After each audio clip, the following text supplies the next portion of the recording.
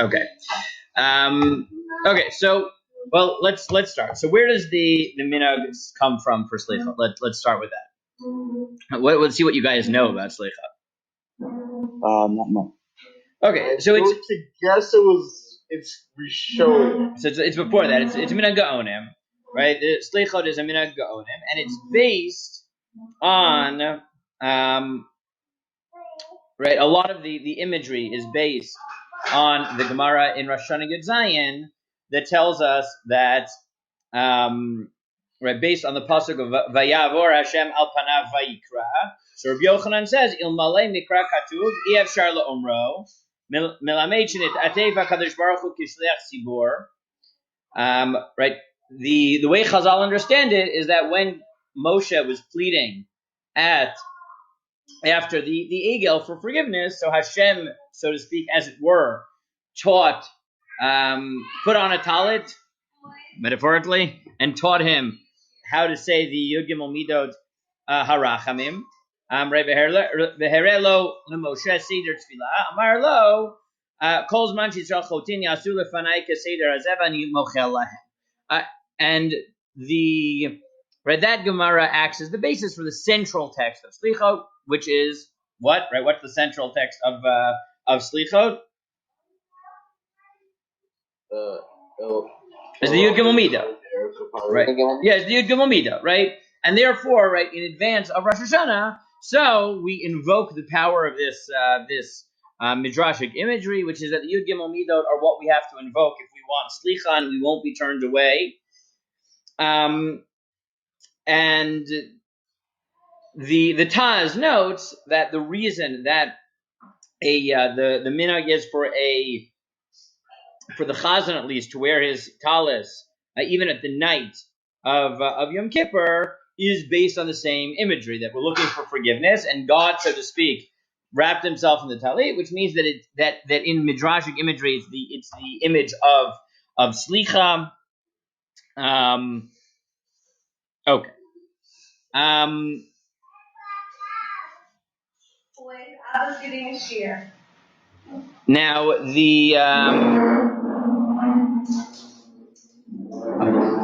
Ezra, stop. Okay, so the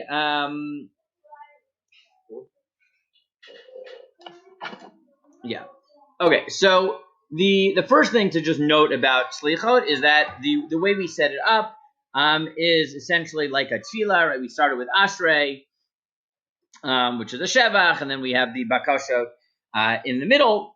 Now there is a fascinating minhag, which the Ramah quotes in Siman Tav Kuf Pei Aleph, which is that the person who davens Selichot is supposed to be the Chazan all day. Okay, you know this minhag, right? That the person who says Selichot is supposed to be the Chazan for tefillah. Now, what is the nature of that minhag? If I asked you, what's the nature of that minhag, right? What's the Lomdus of that minhag? What would you say? I mean, no, it's a minhag, but right, what's the conceptual basis of that minhag? It's like either we're relying on them to be our, if we're saying that they can be our dude for Slicha, then they should probably be our dude for the question. Right, you could just say something very generic like that. The Achronim have a few suggestions, okay? So Magen Avraham says that the reason is because of a statement of Chazal that Hamatchil b'mitzvah omrim lo gmor, right? That if someone starts a mitzvah, so we tell him finish it. Now, what's the conceptual problem with that Magen Avraham? How is Slichot the same mitzvah as Very good, right? Is that it doesn't make any sense because what do you mean? We don't tell someone who daven Mariv that he has to be Chazan for Shacharis, or that if he was Chazan for Shacharis, he's Chazan for Mincha, because they are distinct mitzvot. So why would it be that the person who davens Slichot should daven Tefillah? So what would you have to say? And this is the Rav's piece. This is Hari Kedem Siman Bet. Right, what would you say, right? How would you have to understand the Magen Avraham? What does the Magen Avraham understand Slichot as? It's not its own tefillah. It's an addition to tefillah. So, let's sharpen it a little bit more, right? Meaning it's an addition, but I'd put it a little bit more, meaning the way the Rav puts it is the nature of slichot is that it is the introduction to the tefillah of, right, this period of the Yamim Noraim, and specifically it's defined as Yosef said, it's a tosefet tefillah, right? Meaning its definition, it's not just that we say slicha, it's that, and the Rav comes up with the following chiddush, that let's say you would say slichot one day and you would not say shacharis, you would not say mincha for whatever reason. So the Rav argues that you wouldn't even be yotzei slichot, the minhag of slichot, because slichot is a chalos of marbe betila, of davening more. It's like ne'ilah, right? Ne'ilah is, right, has to be after you've had the other tefillah. You can add a shmona esrei, and therefore the Rav argues that slichot, right? What's slichot? It's Yom Noraim. One of the things we do during Yom Noraim is we daven more, we do more tzedakah, we do more tshuva, right? The three things that are ma'avir, ro'ah, zera. And therefore, it actually does integrate into the other tefillah, because the nature of slichot is that I'm being mosif in tefillah. And that hosafa in tefillah only becomes complete if I daven the rest of the tefillah, because then retroactively, right, if I have mariv, slichot, shacharis, mincha, so I had 3 normal tefillot, and then this ke'ein extra tefillah of slichot. And therefore the Rav argues, what's the Ramah saying? The Ramah is saying that it is one mitzvah, because the nature of this, the minhag to be marbe b'tefillah, is that it basically adds to all the tefillat hayom. It makes it that now I'm a person who's davening extra. And once that's true, so this minhag integrates into the other tefillot. Because therefore, by davening shacharis, right, by davening the normal tefillot after having davened slichot, all my tefillot together are taken as someone who is mosif tefillah. And as I said, the Rav's proof for this is from Ne'ilah. Because the Rambam in Parak Aleph of Hilchos Tefillah Halacha Zayin writes the following by Ne'ilah. So this is not right. Slichot is a minhag. Ne'ilah is a halacha, but it's the same Lomdus according to the Rav. V'chein tiknu tefillah achar tefillas mincha samuch l'shkia rachama b'yom hatanet bilvad kidei lahosif tchina uvakasha mipnei hatanet. That the Chazal instituted that you should add a tefillah because it's a tanit. You're supposed to have an extra. So after mincha, you say an extra tefillah. And he notes that the Rav notes that the Rambam's language is kidei lahosif tchina uvakasha mipnei hatanet. The reason you say nila is to add. And therefore the Rav writes, Arei achevta shel ne'ilah hu ribui tefillah. But that's what Ne'ilah halachically is defined as an extra prayer. And the Rav argues that what is true formally halachically for Ne'ilah is true al pi minhag for slichot. And he has another proof for this, which is from the Yerushalmi. That Yerushalmi says the source pasuk that Chazal based the notion of Ne'ilah on was Gam ki tarbut tefillah einenu shomeh, right? That God says when we're not doing well, even if you add tefillah, I won't listen to you. Which implies, right, that normally if you're not the Rishayim that the Nevi'im are describing, there's a halacha of ribui tefillah. And if that's the case,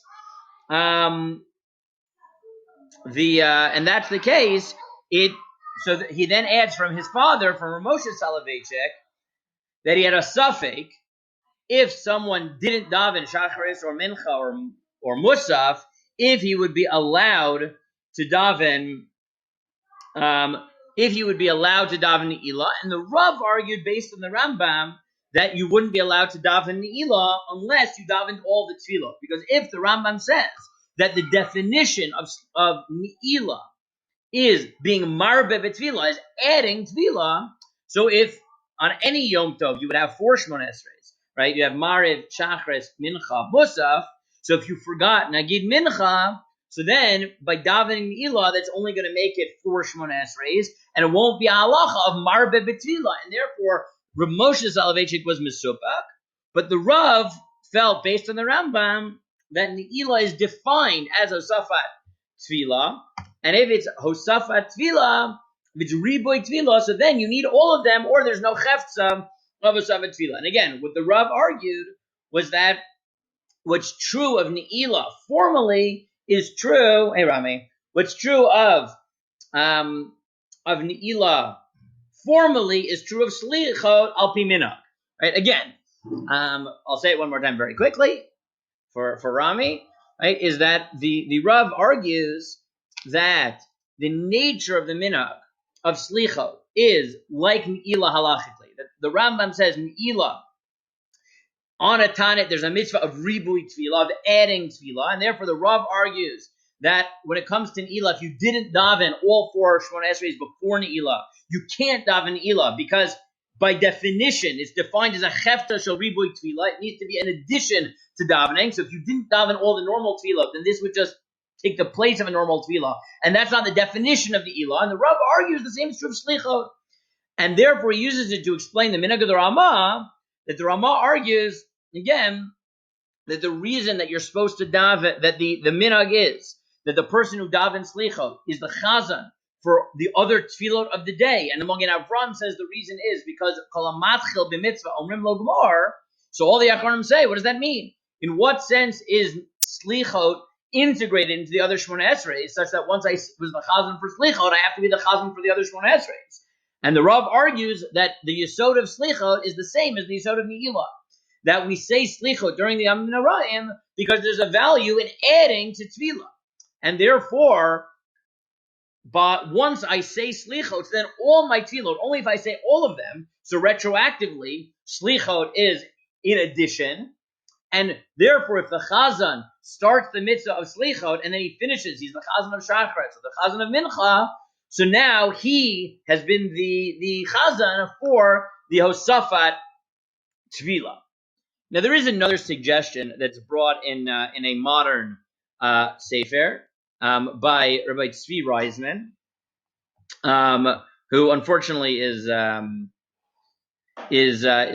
very sick at the moment. At least last I checked, they were asking people to daven for him. I've mentioned him maybe a few times. He's a fascinating person. He's a massive Talmid Chacham who lives out in Los Angeles, but he's a full-time, very successful businessman. His full-time job is that he's the CEO of one of the largest cosmetics companies in America. He's worth, I don't know, tens of millions of dollars, hundreds of millions, I have no idea. But he also happens to be a tremendous Talmid Chacham, and he gives Iyun Shirim every week and has published like 10 Svarim, 12 Svarim, something like that. So he has a Sefer Ratz Katzvi, and he has a fascinating suggestion. And he says as follows. He thinks that the basis of this minhag, that the chazan for Selichot is supposed to say, be the chazan for all the tefillot, is from a halacha, a fascinating little halacha in Seder Avodat Yom Kippurim. So, what is unique about Avodat Yom Kippurim? What's unique? Who has to do Avodat Yom Kippurim? Who has to be the Oved of all of Avodat Yom Kippurim? What? The Kohen Gadol. The Kohen Gadol. Right? Kol mitzvos hayom einay labo.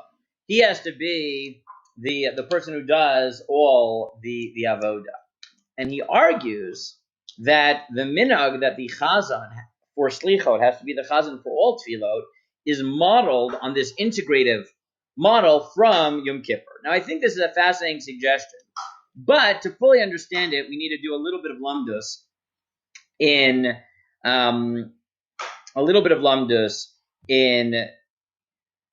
Avodas Yom Kippurim. And I don't know if any of you were there last year. I don't think you were. I think I gave this year to Shana Bet last year, or maybe it was 2 years ago on Kachim.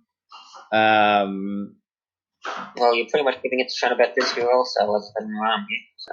No, I get that, but I'm trying to think if I gave it to you before. I don't think I did. So there's a fascinating machlokas. That was fun, by the way, when we did kachim with Shana Bet. That was really, I had a lot of fun. So there is there's a machlokes Rishonim, right? The Gemara says very clearly that all the mitzvot hayom have to be done by the Kohen Gadol. But there are very different ways of formulating that. So even though you haven't seen the sugya, so tell me what ways do you think you could formulate this? Right? If I tell you that you need to, what's it called? That all the avodat hayom needs to be done by the Kohen Gadol. So what different models do you think you could come up with? I mean, I'd start by asking what makes something avoda. Good. So part of it is going to be. Say it again. Avoda yom or avoda in the Beis Hamikdash. Good. So, here, let me just pull up a source sheet, and I'll put it on, and I'll run you through main. I was going to give this in share, but I guess I'm not going to give this in share. That's fine.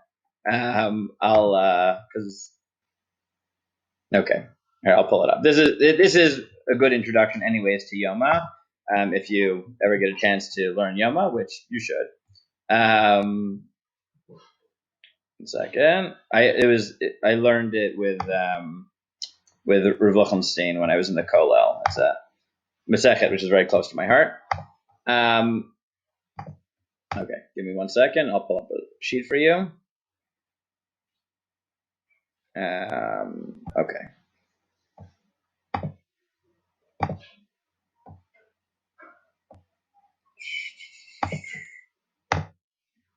There we go.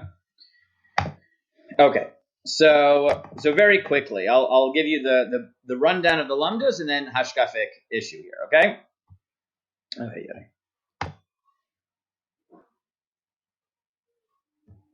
Okay. So the Gemara in many places says, and I gave it to you here in number 1, in Hurriot, in Yoma, in 2 places, in Chulin, that v'chol avodat Yom Kippurim ein akshera elabo.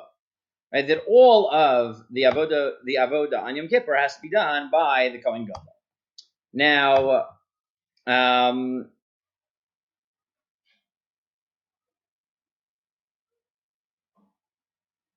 so what exactly does that mean? So again, Usher, let give me your formulation again, Usher.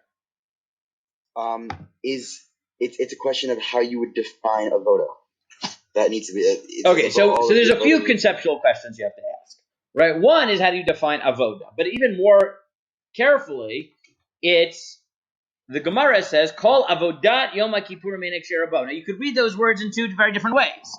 Right. One is all avoda on Yom Kippur, or all avoda of Yom Kippur. Right? What's the difference? Right, what's the difference between those 2 conceptual models? There's still a korban tamid on Yom Kippur. Good.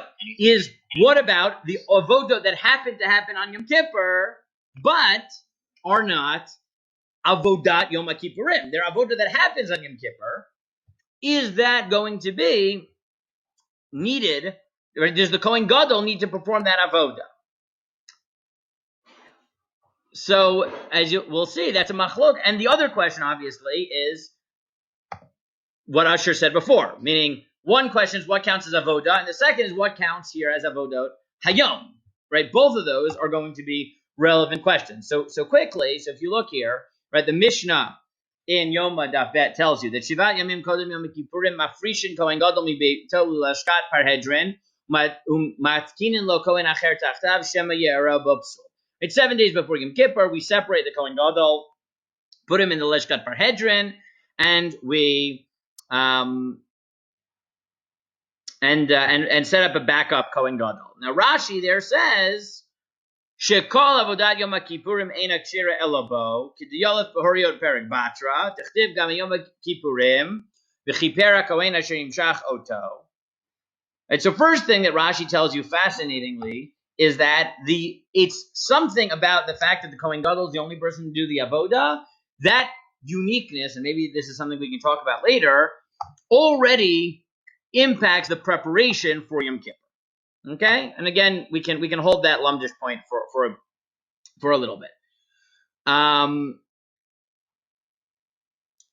Then Rashi and Chulin formulates it as follows: V'harei hakatuv hikpid b'kohen gadol v'giresh et rov ha'am. The Kohen Gadol, the pasuk is makban of the Kohen Gadol, and we kicked out the rest of the nation. Now, according to Rashi, what seems to be the nature of this halacha, that all the avoda of Yom Kippurim has to be through the Kohen Gadol? So, what does it sound like Rashi saying? Is Rashi saying, right, what's the nature of this halacha? It's not that the Kohen Gadol is the only one that can do it. It's that no one else is able. Is that no one else can do it. Right, meaning, but it's not just they can't do the avoda. Think what he says, right? It sounds like this. We're asking the wrong question, right? Rashi seems to say, look, it's not a question what's avoda, what's not avoda, what's avoda Yom Kippurim, what's not avoda Yom Kippurim. Yom Kippur either creates a situation in which the intensity of the day makes it that no one else can participate in anything, right? Regardless, it's a din in the day, or maybe even in the makom, right? If you're careful in Rashi, it sounds like there's something about Yom Kippur, that giresh, right, which is a geographic point, right, that no one else is allowed there, right? The Kohen Gadol takes over. Now, according to Rashi, what would you guess? Does this apply to all avodot in the Beis HaMikdash, or only those that are unique to? No, he's saying it's a Yom Kippur thing. It's not right, and therefore it should apply to everything, right? Meaning it doesn't matter whether it's Tamid or the Yom Kippurim, right? It doesn't matter. The point is, no one else is allowed to be there. No one else is allowed to be involved, right? It transforms the Makom HaMikdash on Yom Kippur. The Balamor takes this position as well, right? The Balamor, the second parak of Yoma, is all about the payasot, right? All about the different lotteries that we have for who does what avoda, and the Balamor says, well, this parak must be in Yoma just for convenience sake, but it's not about Yom Kippur, because you don't have a payas in Yom Kippur. There's no lottery. What are you going to do a lottery for, right? No one's allowed to do the avoda except for the Kohen Gadol. So it must be that the Arba, right? And therefore he says, he challenges the piyutim, because in some of our piyutim in Musaf, in fact, it talks about the different lotteries. And the Malamor says it's narishkeit, right? There is no lottery on Yom Kippur. What are you talking about? He says, Aviyodea, ki bale akrovot shechnisu piyutein b'seder avodat hayom arba payasot to kulan. The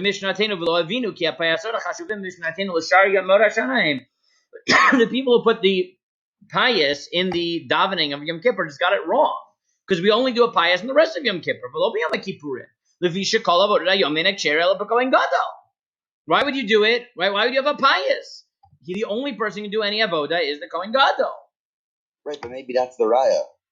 That clearly, if there were payas, then clearly it wasn't just the Kohen Gadol who could do it. So they were doing things that maybe were more shayach to the tamid, the korbanos hedios. That's the thing. But so you're getting what everyone else gets. Rashi and the Balamor are saying no, right?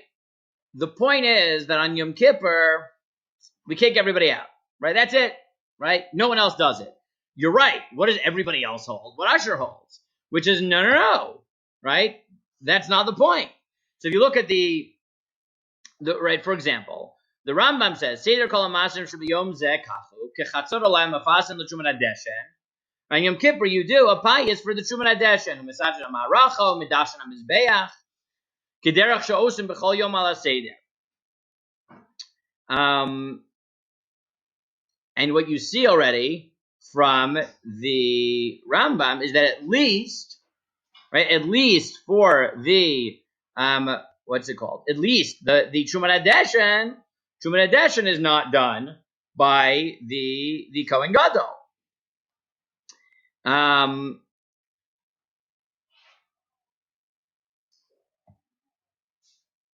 Now if you look, Now the Ramban, skipping for a moment to 12, the Ramban argues that the Trumat Adeshen was not done by the Kohen Gadol, and for the reason that Usher said at the beginning, which is Trumat Adeshen is only a quasi avoda. Right? If you look at the bolded part, he says Trumat Adeshen hoel vi kasher kodem chatzot eino avoda yom kippurim ela avodat laila ve'ena b'Kohen Gadol klaus lo nitno Kohen Gadol ela avodat hayom. So he says Trumat Adeshen is not an avoda. Okay, but what would you say about the Tamid? Should the Tamid be done by the Kohen Gadol according to the Ramban? I mean, the Tamid definitely is avoda. Good. So it is avoda, but so now you have to ask: does the Kohen Gadol do all the avoda on Yom Kippur? Good. Yeah. The avoda of the morning or the avoda of the afternoon. It's not the avoda of Yom Kippur. Good. So you might say, you don't have to do it. But the Ramban says something mechudash, and he says, no, it's not true. Why? But no, that seems obvious. By him differentiating between Trumas Adeshen and being an avodas laila. No. It's not a real okay, good. So the Ramban could just say, look, all avodah done on Yom Kippur must be done by the Kohen Gadol. But if you look what the Ramban actually says, it is much more shocking. What does he say? If you look at this bolded line, he says, "Mipnei shechita ratamid avo bishlo matzino shechita shepsula afilu bizar mikol makom eina nasid el b'Kohen Gadol shu miseder hayom." He's mechadesh something, and he says, no, you got it wrong. You're right. Normally, not only is the Tamid an everyday avoda, but the shechita of the Tamid normally can be done by a zar. But shechita is not even an avoda. But in Yom Kippur, even the shechita of the Tamid has to be done by the Kohen Gadol. Why? So what does he say? Shu miseder hayom. Now, he could have just said all avodah on Yom Kippur has to be done by the Kohen Gadol. But what is the Ramban's Lomdus? What does the Ramban seem to say? Anything done on Yom Kippur needs to be done by the Kohen Gadol. But why? Right? What's his Lomdus? He says it very clearly. Well, because it's part of the Seder Hayom. Meaning, right? Flesh out the Lomdus for me. Yom Kippur has that quality of only the Kohen Gadol is the only one who can do this. No. Come on, you're going back to Rashi, right? If I had to say it, Rashi seems to say it's about a quality in the day. That it has nothing to do with what is avodat hayom or not avodat hayom.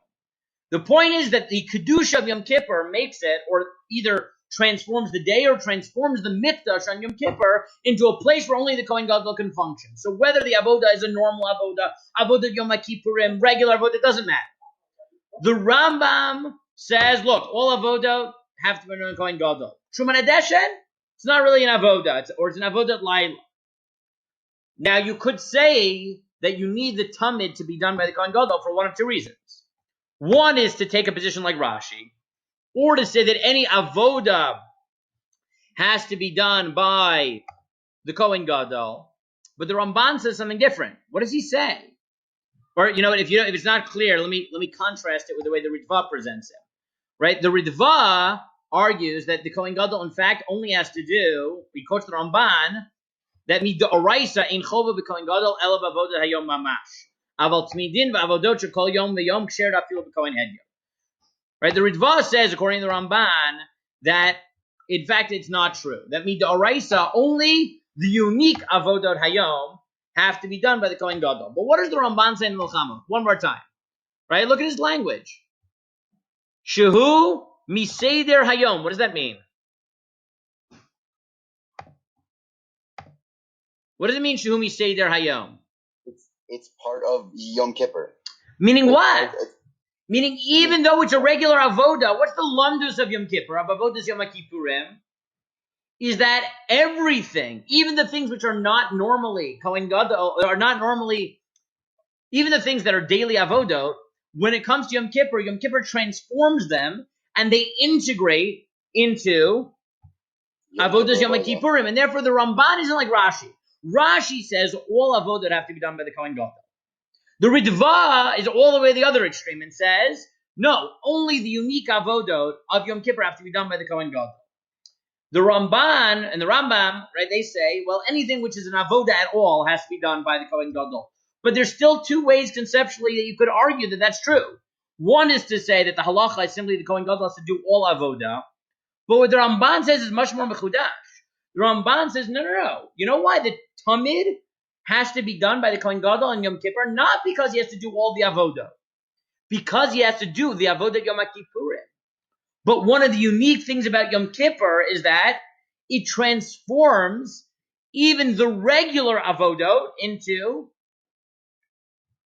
avodah Yom Kippurim. Even though the tamid is brought every day, the power of Yom Kippur is that it integrates all the regular avodot and transforms them into avodah Yom Kippurim. So it becomes avoda that is done on Yom Kippur, which makes it avodah Yom Kippur. Exactly, and therefore the only things the Kohen Gadol doesn't have to do are things like Shuman Hadeshen, which definitionally are not avoda and therefore can't be integrated into avodah Yom Kippurim because they don't have a definition of avoda. You can only integrate into avoda that which was already defined as avoda. Now, if we come back for a minute to... Does Jewish still have the lotteries? So according to the Ramban, yes. According to the Rambam and the Ramban, Shuman Hadeshen will. Because it's not really avoda, it's avodah laila, or chatzi avoda, or something like that. Okay, so according to the Rambam, so then our normal Tommy, it only happens 364 days of the year? Correct. Right, sounds like that, right? This is... Right, the Tamid of Yom Kippur, it has a different chalot, and the Or Samech is a good raya from if you want, I can show you that the Or Samech is a good raya for this from the Gemara in Menachot, which in the sugya of Tamid v'Mekudash, right, which comes first. So the Gemara in Menachot says,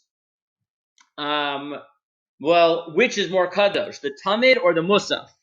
So the Gemara says, the fact that the Tamid goes before the Musaf, doesn't that prove that Tamid is more important than Kadosh? And the Gemara retorts, no, because the Kedushat Shabbat, affects not only the Musaf, but it affects the Tamid, which tells you that Kedushat Hayom integrate into the normal Avodot and transform them. Now, if that's the case, so coming back to the hashkafa point about Selichot for a minute, and then I'll end in a minute or two, is I think that this is that the suggestion of Tzvi Reisman that the reason for the minhag of the Ramah, that the Kohen Gadol, that we model the person who davens Selichot on the Kohen Gadol, and we say that he needs to daven everything, just like the Kohen Gadol does all the avodot. So I think according to Ramban, you have a fascinating hashkafic approach that emerges from the Lomdus, which is to say that if the chiddush of Yom Kippur is that by being involved in avodah Yom Kippurim, even the things that you happen to do every day, they become transformed into avodah Yom Kippurim, right? Meaning the power of Yom Kippur is that it's transformative to the normal avodot. So maybe what the minhag is based on is that why do we want the chazan for Selichot to be the chazan for the other tefillot? Because even though Shachris and Chamarav are normal tefillot, during the Yomim Noraim, we want to transform them into unique tefillot of the Yomim Noraim, which, to be fair, this Lomdus is related to what the Rav said, right? Which is that by davening Selichot, we transform all of our tefillot into, right, ribuy tefillot. Right? By adding an extra tefillah, it doesn't just affect the local tefillah, it affects all the tefillot, because now I am davening extra. But the Ramban is saying it much sharper, is that if we model the minhag of having the chazan of Selichot daven all the tefillot on the avodah of the Kohen Gadol on Yom Kippur, maybe what we're saying is that what we're trying to do during Selichot is to transform the everyday, right? Is that we're supposed to transform Shachris not into a regular Shachris, but a Shachris of, right, Yemei Tshuva V'Slicha, just like we do on Yom Kippur. And the truth is that Rav Lichtenstein had a slightly different formulation. I put it on the sheet, but I won't go back to it inside. Rav Lichtenstein argued that there's one more way of formulating it, which is maybe the reason that you need the Kohen Gadol to do all the Avodah in Yom Kippur is because the uniqueness of Yom Kippur is you want not a bunch of random avodot. You want an integrated whole, right? What Yom Kippur is that you create an integrated service called Avodah Yom Kippurim. And the only way to create that is by having the same person do all the avodah, because then you transform it into not 10 avodah that happen to be done during the day, but a framework of avodah, and by having the same person do it, you create it. So it's not that the Kohen Gadol, right? The reason you need the Kohen Gadol is that the Kohen Gadol is what transforms the avodah, right? Meaning it goes the other way. It's not that the avodah is a different type of avodah like the Ramban, but it's that you need the Kohen Gadol to do everything, because by doing everything, he creates a cohesive unit called Avodah Yom Kippurim. And again, I think that Lomdusly, all these have a lot of merit, and we, could go through all of them Masechet Yoma and try to figure out which one, right, works out the best. But again, I'll just say the hashkafic point, then I'll go to you and Yosef.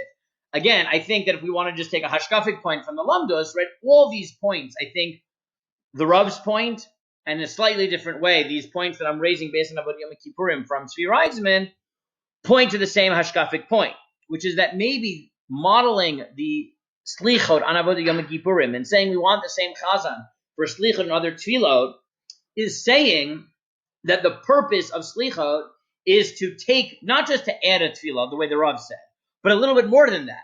Is that by saying Selichot, we're supposed to, right, that's supposed to put us in a mindset that we transform even the regular tefillah, the regular mitzvot that we do. And the way that we drive that home is by creating a minhag which models it on this integrative model of Yom Kippur, where we take even things that are fundamentally everyday avodah and we transform them into avodah Yom Kippurim. Yeah, Yosef. The truest edition is, I guess, connected to Marv. Is that connection true? It's not Marav. No. That's Avarim of Bedarim. Truma Adeshin is the clearing out of the ashes. Okay, never mind then. No. Right, Marav is modeled on the burning of the fats and limbs, the Avarim of Bedarim. Truma Adeshin is at the end of the night, going into the morning, where you clear out the mizbeach in preparation for a new day of avodah. Yeah, Usher. Is the bringing the fats and limbs of avodah? Yes. Sort of. It is, but it's sort of. It's an avodah, but it's a avodah which is not fundamentally necessary. What the Kohen Gadol do it on Yom Kippur? We do it on Shabbos Yom Kippur. Yeah, even though it's what the Kohen Gadol do it. Oh no. It depends which one. So it's a little bit interesting because it's right. It's the day in the Beis Hamikdash, unlike in the rest of Halacha, goes from morning to night, right? So it's right. So it would be the Eivarim V'Darim post Yom Kippur, right? Which would be defined as part of the Yom Kippur, right? In the Beis Hamikdash, this is something you have to know, right? In the Beis Hamikdash, for all halachic purposes, day starts in the morning and ends at night, the opposite of the way it does in Kol HaDor Kula.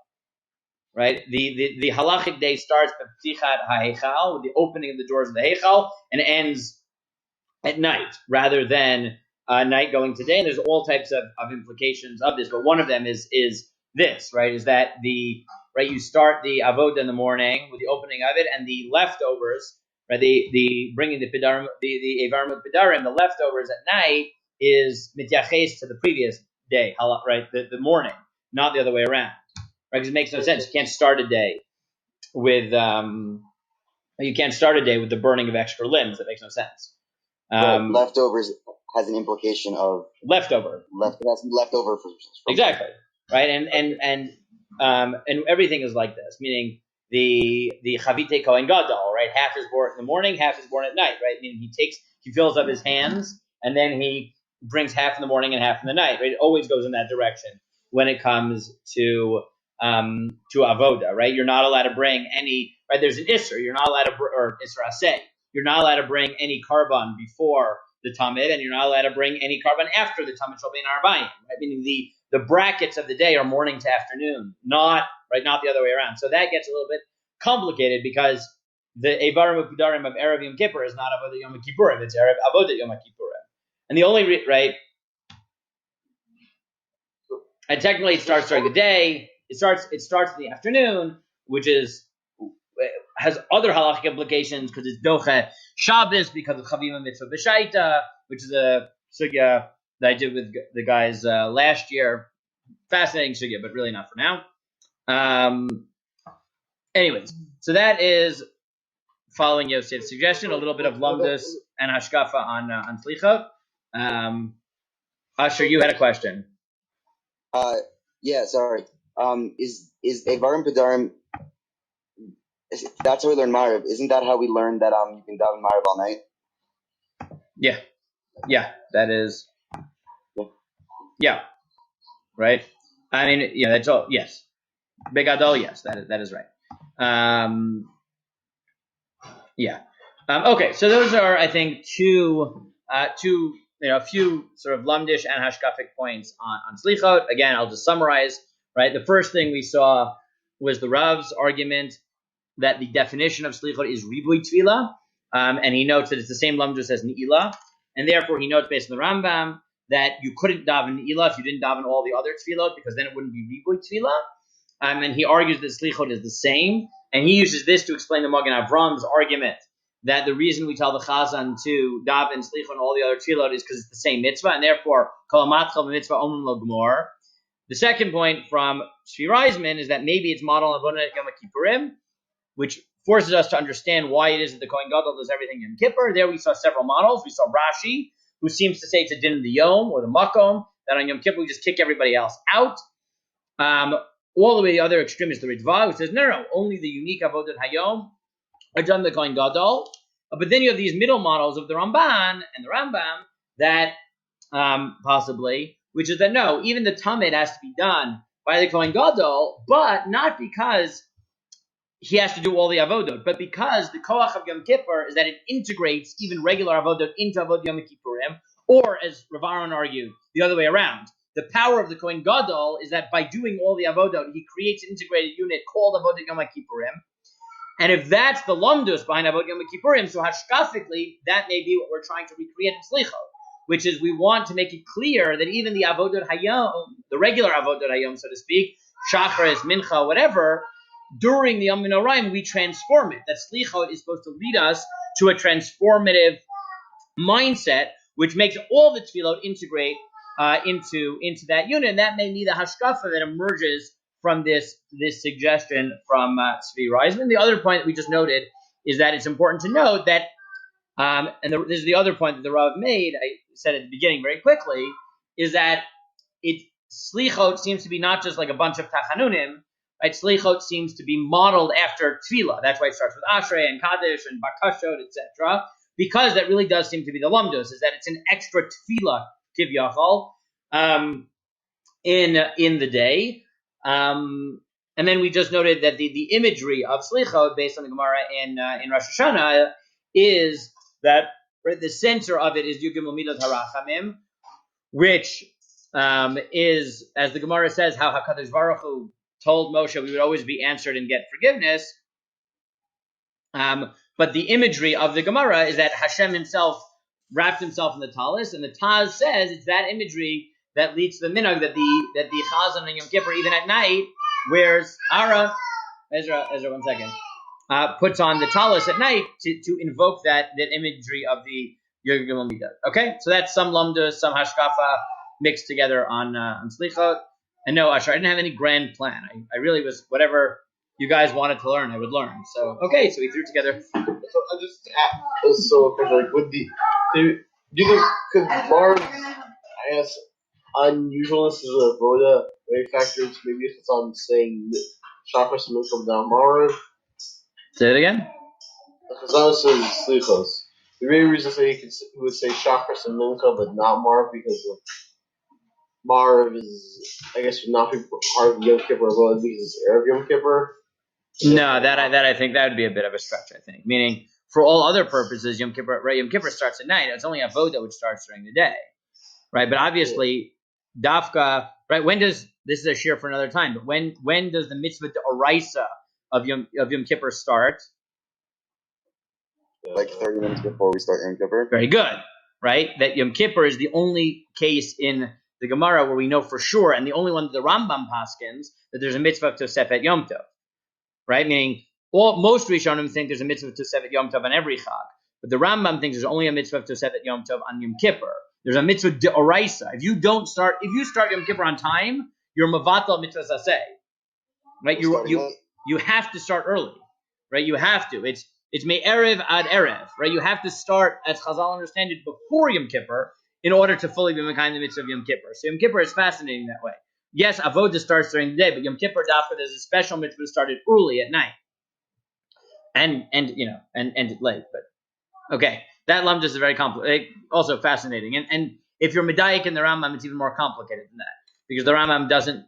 Not only does the Rambam seem to believe that Tosefet Shabbos, Yom Kippur, etc., is only true in Yom Kippur, what else does the Rambam seem to think? I don't know this one. That it's only on the Inuyim and not Malacha. Interesting. Right? It's a fascinating Lomdus. I'm thinking that in Shir we might spend time on the Rambam Rami, so we might come back to it. The Rambam's whole treatment of Yom Kippur is fascinating. Many chidushim in every line in the Rambam. It's really quite wild. Yosef, of course, I can send you your grandfather's article on it. Great grandfather's article on it. He has a very long article on the chidushim of the Rambam on Yom Kippur. Very long. In this book, I think it's in Zichron Harav. Let's see. Let's see. No, and this is his article on Yaharik V'Yav, or it's in Kavod Harav. Somewhere else on my shelf. I don't know. Remind me, and I'll show it to you. I'll show it to you later. But he has it's basically like the whole Soloveitchik family tree of chidushim on this sugya. He goes through a lot of chidushim from his father, and it was written in honor of it's written in Kavod Harav, so it's written in honor of the Rav. So it's like a whole I don't even know where it is.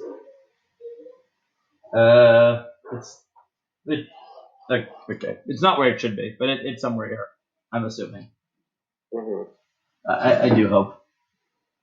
Come on. Alrighty, Anyways, thank you so much. Okay. Anyways, remind me later, Yosef, and I'll give you. I'll lend you the article. You can read it. It can be your Yom Kippur reading. Okay. Thank you so much, Ray. Have a wonderful Shabbos. See you later, I'm sure. Have a good Shabbos. Have a good Shabbos, guys. Okay.